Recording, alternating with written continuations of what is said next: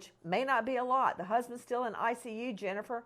He can't really give a description, but certainly he could have touched.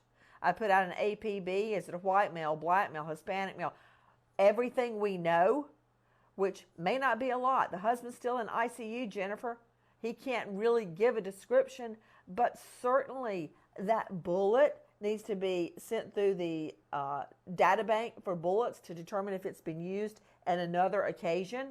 Possibly get the gun, long shot, trace the car, follow the car through video surveillance to try to find it. It's probably destroyed by now. So help me out, Jennifer Shen. You're the pathologist. You're the forensic specialist. What do you think? Well, I agree with you. That was an excellent rundown of the evidence that we would look for. There could be quite a bit of evidence that would help link someone to this crime. It's hard to say.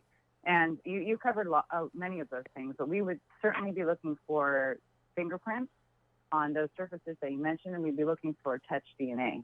I want to concentrate for a second on the cartridge cases. So it depends on what type of weapon this was, but there are several shots. There are likely firearms evidence at that scene.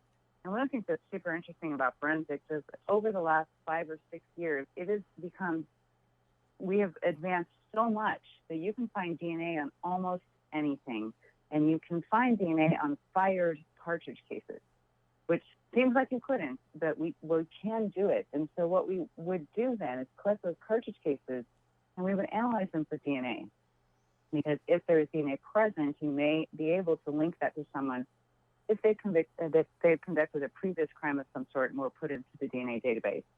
In addition to that, you're right, we would take those cartridge cases or the bullets, the missiles, and we would put them into a national firearms database.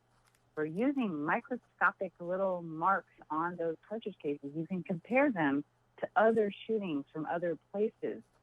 Because if you can connect shootings, one scene to another, you might be able to collect evidence from one scene and another that together would give you an idea who the suspect is if you didn't have enough evidence from just one scene alone. So there's a lot of possibilities here.